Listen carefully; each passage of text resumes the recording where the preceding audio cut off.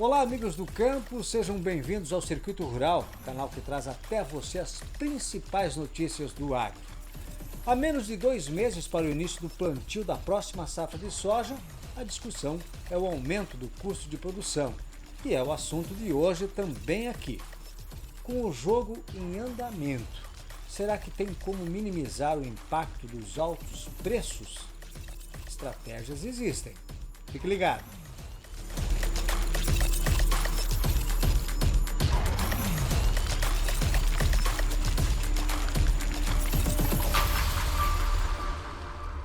O IMEA divulgou há alguns dias uma atualização do custo operacional efetivo para plantar a safra de soja 22-23, com base nos números de junho deste ano.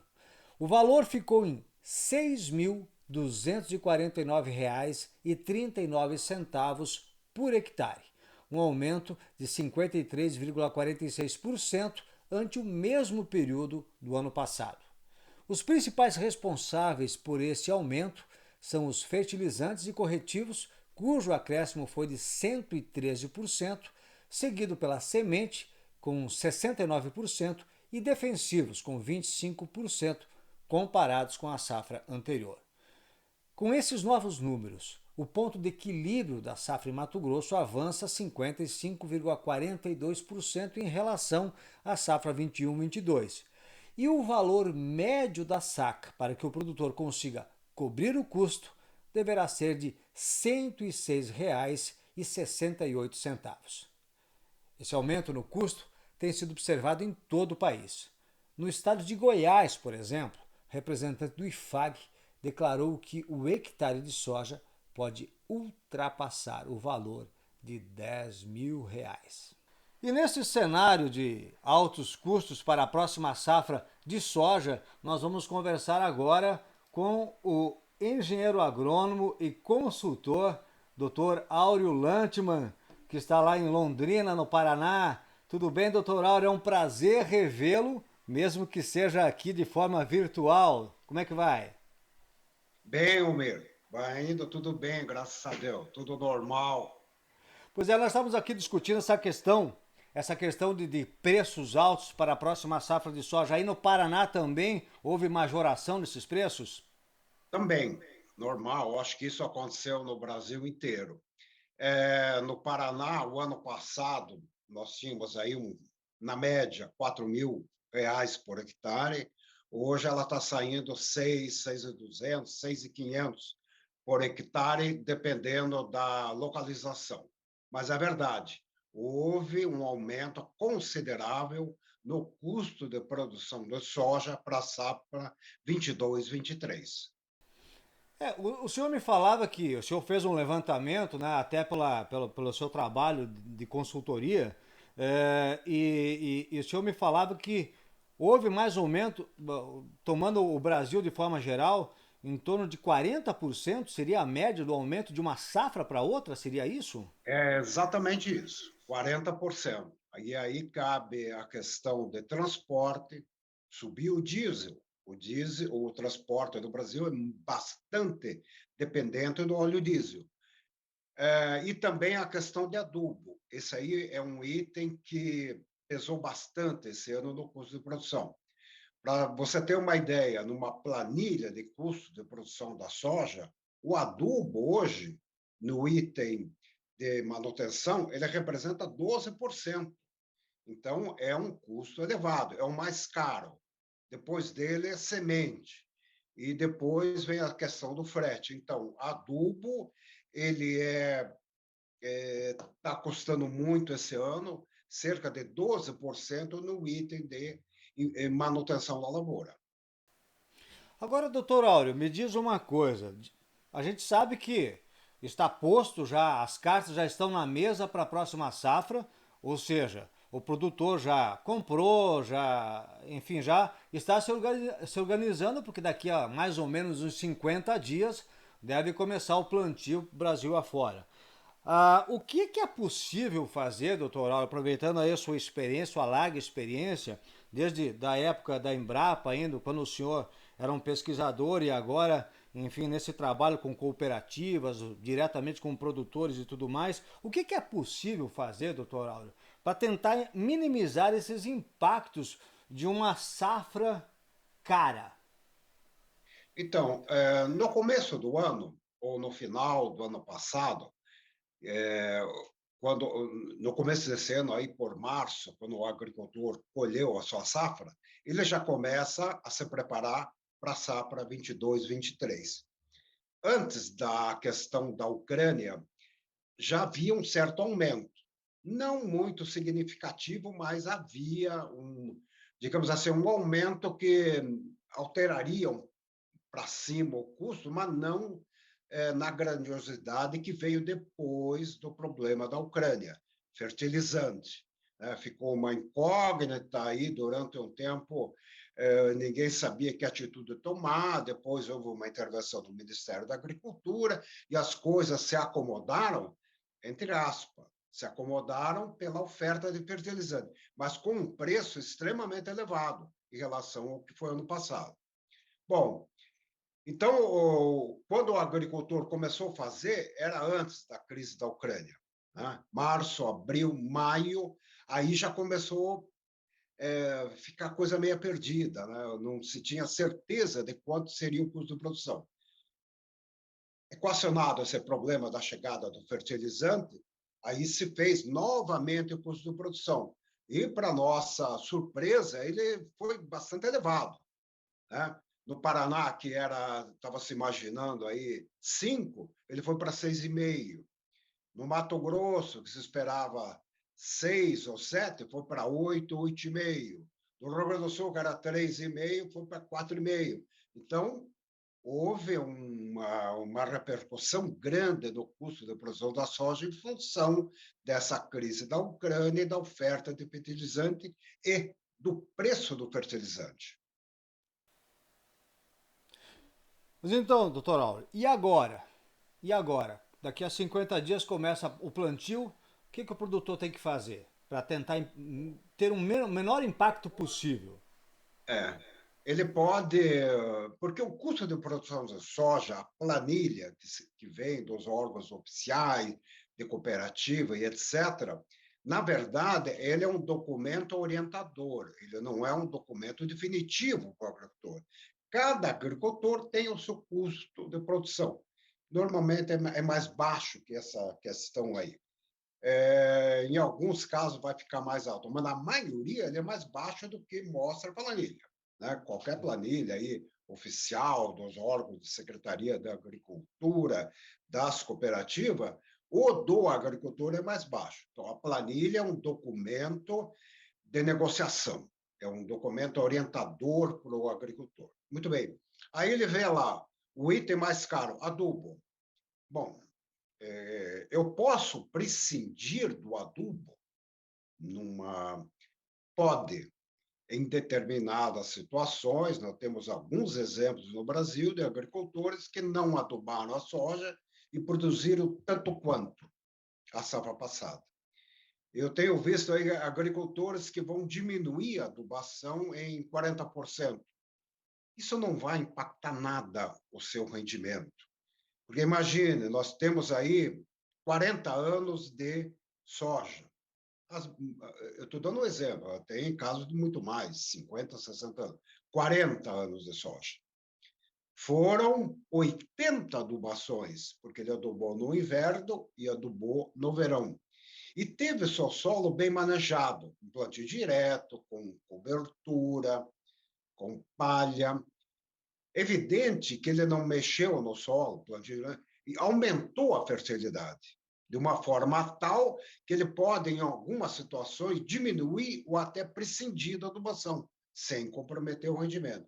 Então, na verdade, existe uma série de alternativas no item adubo que o agricultor pode mexer, pode trazer um pouco mais para baixo sem comprometer o rendimento, mesmo que ele tenha uma preocupação de que no outro ano ele teria que repor. Eu digo, talvez não tenha que repor. Não, não seria o caso agora de discutir isso, mas pode diminuir o custo da adubação sem prejuízo. há muita tecnologia disponível para o agricultor para que ele faça isso com consciência, acompanhar análises de solo. Outra coisa, Cividinho, durante algum tempo, quando eu andei lá na Bahia e vi máquinas que semeia e aduba, normal. Só que eu vi algumas máquinas que elas usam GPS, o adubo cai milimetricamente na mesma linha do ano passado. Então, isso aí cria um gradiente de fertilidade muito bom, principalmente para o fósforo, que é um elemento de baixa mobilidade, ele fica ali concentrado. Então, isso aumenta muito a oferta do fertilizante. Então, esse é um dos itens hoje que o agricultor tem como alternativa, né, o maquinário dele que maximize o uso do fertilizante. Recentemente, a Embrapa criou a caravana da Embrapa, né? Rodou o Brasil inteiro, mostrando um conjunto muito grande de tecnologias para o agricultor diminuir ou manter a adubação, em tornar a adubação não um item mais problemático nessa safra do que, por exemplo, o transporte, que é totalmente dependente de diesel, e as alternativas para eles são muito poucas, né? Ou é caminhão ou é trem, né? E o trem ainda não representa muito, mas caminhão, diesel. Diesel, esse ano vai pegar bastante aí na questão do custo de produção. Certo. Bom, nessa questão de adubos ainda, doutor Áureo, quando foi lançado o Plano Safra agora, 22, 23, eu andei dando uma esmiuçada e vi uma novidade lá, que inclusive alguns órgãos de imprensa até destacaram, que é o financiamento para o pó de rocha, né? Para tentar diminuir um pouco essa dependência dos fertilizantes, né? O que o senhor acha a respeito disso? Você já sabe disso. Eu sou um crítico, né, do pó de rocha. Mas por que eu sou crítico? Veja bem, eu trabalhei em ciência do solo durante muitos anos.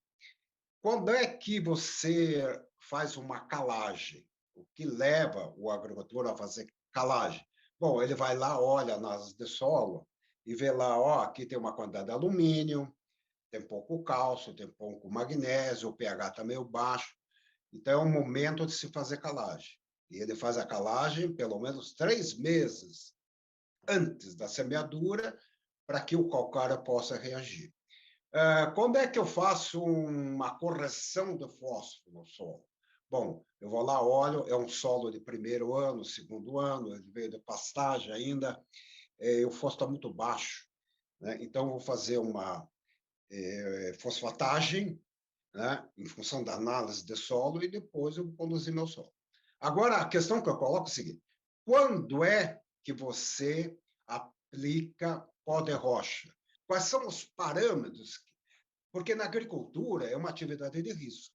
Você tem que diminuir risco ao máximo, né? Não pode ter risco nenhum. Então, você tenta diminuir os riscos, antecipando a aplicação de um inseticida, ou fazendo uma só aplicação para ferrugem, né, no material mais cedo. Então, diminuir risco. Então, nessa questão do pó de rocha, nós não temos ainda argumento técnico para fazer a recomendação. Quantas toneladas? Todo ano? Uma vez por ano ou duas para a cultura de inverno ou de verão? Então, esse conjunto de informações ainda o agricultor não dispõe, né? Como os outros argumentos que ele teria, inclusive, para micronutriente. Então, quando é que eu vou jogar micronutriente? O pH subiu muito, o zinco caiu, o meu solo ainda não tem uma quantidade de matéria orgânica, bom, eu vou aplicar zinco. Né? Quando é que eu faço o molibdênio? Bom, eu posso fazer o molibdênio para ajudar o risóbio. Eu tenho parâmetros, né, que justifiquem a aplicação de qualquer nutriente. Zinco, fósforo, ferro, molibdênio, cálcio, magnésio, potássio, nitrogênio. E eu tenho isso. Quando eu vou decidir isso, eu vou decidir em cima de critério técnico estabelecido pela pesquisa. Agora, quando é que eu vou fazer pó de rocha? E ainda nós não temos essa ferramenta. dizer, ó, eu vou aplicar pó de rocha porque eu tenho certeza que eu aplicando ele, o meu custo vai diminuir. Tá? Você quer ver um item interessante nessa questão de pó de rocha? Eu falei aqui sobre o diesel, transporte. Para você levar 1 tonelada de pó de rocha, é o mesmo preço de você levar 1 tonelada de super simples. É o mesmo preço. E leva peso. Então, mas o que vai ser mais eficiente na minha lavoura? O super simples ou o pó de rocha? Porque eu vou pagar o mesmo frete. Então, há uma série de indagações ainda sobre essa questão do pó de rocha. Perfeito, perfeito. Então tem que ficar de olho o produtor nessa, fazer bem a conta, né? Bom, doutor Auro, para a gente encerrar a nossa conversa de hoje, eu gostaria que o senhor dissesse, nos dissesse aí, então, um resumo nessa próxima safra que teremos aí, né? O que que o produtor não pode perder de vista considerando aí esses preços altos que nós temos. Nas últimas safras tem sido bom o preço da soja. É, mais ou menos hoje R$ 170 uma saca. Né? Se ele tiver um custo aí de 5 mil, ele vai gastar 35 sacas. Né? Então, não é uma diferença grande. Mas ele tem que ficar de olho no preço da soja. Né? Vai depender muito esse ano do quanto ele vai vender, como ele vendeu, como ele venderá. Porque toda safra tem uma certa história. Né? Nós tivemos safras aí com a ferrugem, com a questão de nematóides, que pegou muito, nematóide cisto, e assim por diante. A safra da helicoverpa. Essa safra ela está tendo um alvoroço, né, econômico nela. Eu não me lembro de ter visto um episódio desse, um alvoroço na questão do custo de produção, em função de problemas internacionais. Pegou o Brasil aqui também. Você conduzir uma safra em ano ameno, né? Tal, o adubo, a semente, tal, vou produzir, não tem há uma previsão de chuva boa, tá. Mas esse ano nós tivemos essa questão do custo de produção.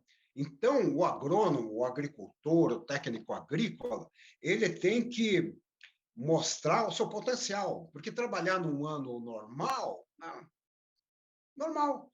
Agora, trabalhar num ano atípico é que tem que ter a força do campo, a força do engenheiro agrônomo, a criatividade dele num momento como esse. Né? E há muita saída para isso aí. É só montar a equação e resolver a equação. Né? Haverá incógnitas aí do terceiro grau, do quarto grau, mas ele tem argumento para resolver isso. Então, é um ano atípico da questão custeio, mas nós podemos se sair bem dela, sem nenhum problema, porque há quantos anos o Brasil está com soja, gerando tecnologia, gerando conhecimento? Há muito, há décadas. Então, vai acontecer, alvoroçou, mas a criatividade do engenheiro agrônomo vai resolver todo esse problema, não tenho dúvida nenhuma. Muito bem, muito bem. Interessante essa sua visão otimista e acredito que é por aí mesmo, né? Já passamos por outras crises e não vai ser essa que vai frear aí o que nós temos de melhor no país, que é a produção em escala, né? Para prover aí os celeiros mundiais, não é verdade? É verdade, amigo, é verdade. Mas, de qualquer maneira, foi um prazer muito grande manter essa conversa contigo aí, porque a gente já se conhece também há décadas, né? Pelo É menos. verdade. Rodamos, né, o Brasil junto num programa e eu percebi a questão do jornalismo. Eu aprendi muito com jornalista durante o tempo que eu convivi com jornalismo. Aprendi muito, ainda mais com você. Aprendi muito. Pode ter certeza disso. Olha, foi um prazer também, viu? Revê-lo novamente. E ó, fica o compromisso aqui, não será a nossa última conversa, não, hein? Eu vou buscar informações sempre aí na fonte, né? Com quem conhece. Doutor Áureo, muito obrigado pela sua participação. Eu que agradeço, amigo. Até lá. Até mais, até mais. E o Circuito Rural de hoje fica por aqui. Se você gostou do nosso conteúdo, curte aí. Se não é inscrito, inscreva-se. Para nós é muito importante sua ajuda, tanto na divulgação quanto na participação, com comentários e sugestões. Fique com Deus, seja produtivo e um grande abraço.